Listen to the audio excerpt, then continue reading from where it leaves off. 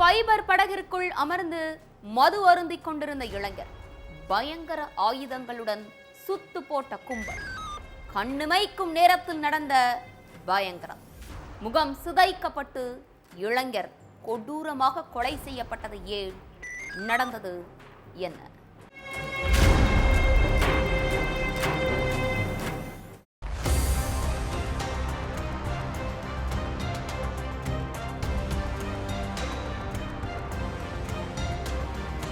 காசிமேடு கடற்கரை வழியா இளைஞர்கள் சிலர் நடந்து போயிட்டு இருந்தாங்க.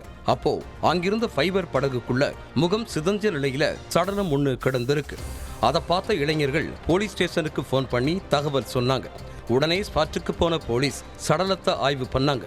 ஆனா சடலம் முகம் சிதஞ்ச நிலையில கிடந்ததால உயிரிழந்தது யாருன்னு போலீஸால கண்டுபிடிக்க முடியல.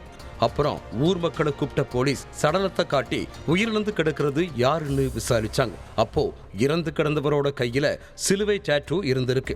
அதை பார்த்த மக்கள் உயிரிழந்தது அதே பகுதியைச் சேர்ந்த ஸ்ரீதர்னு அடையாளம் காட்டியிருக்காங்க. அப்புறம் ஸ்ரீதரோட குடும்பத்துக்கு தகவலை சொன்ன போலீஸ் சடலத்தை போஸ்ட்மார்ட்டத்துக்கு அனுப்பி வச்சாங்க.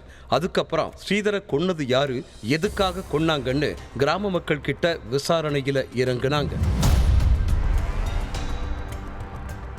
அந்த நேரத்துல சுனாமி குடியிருப்பு பகுதியில இருந்து போலீஸுக்கு ஒரு போன் வந்திருக்கு.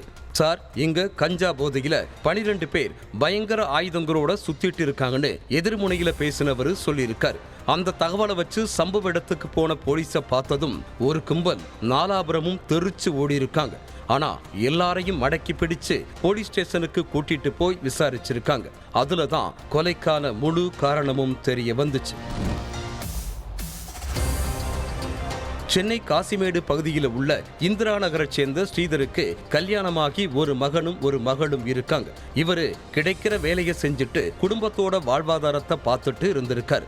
வேலை முடிஞ்சு மது போதையில வீட்டுக்கு திரும்புற ஸ்ரீதர் அதே தெருவுல உள்ள மக்களை வம்புக்கு எடுக்கிறது, சண்டை போடுறத வழக்கமா வச்சிருந்திருக்காரு.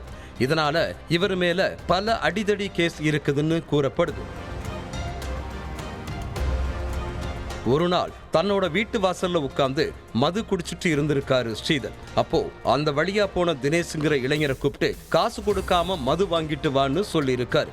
அதனால கடுப்பான தினேஷ், நான் எதுக்கு உனக்கு மது வாங்கி கொடுக்கணும், தேவைன்னா நீயே போய் வாங்கிக்கோன்னு பதிலளிச்சிருக்கார். இதனால கடுப்பான ஸ்ரீதர் தினேஷை போட்டு சரமாரியா அடிச்சிருக்காரு. ஸ்ரீதர் அடிச்சதால அவர் மேல கோபத்துல இருந்த தினேஷ் அவரை பத்தி தன்னோட ஃப்ரெண்ட்ஸ் ரூபன், அரவிந்த், செங்கோட்டையன், லோகேஷ் கிட்ட சொல்லியிருக்காரு. அதை கேட்ட இளைஞர்கள், அவன் எங்களையும் இப்படித்தான் மது வாங்கிட்டு வா, கஞ்சா வாங்கிட்டு வான்னு அடிக்கடி டார்ச்சர் பண்றான்னு புலம்பி இருக்காங்க.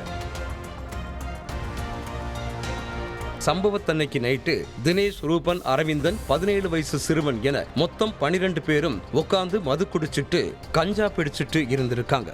அப்போ ஸ்ரீதர் நம்ம கிட்ட அடிக்கடி வம்பெடுத்துட்டு இருக்கான், அவனை சும்மா விடக்கூடாது, அவனை கொலை பண்ணிடலாம்னு முடிவு பண்ணிருக்காங்க.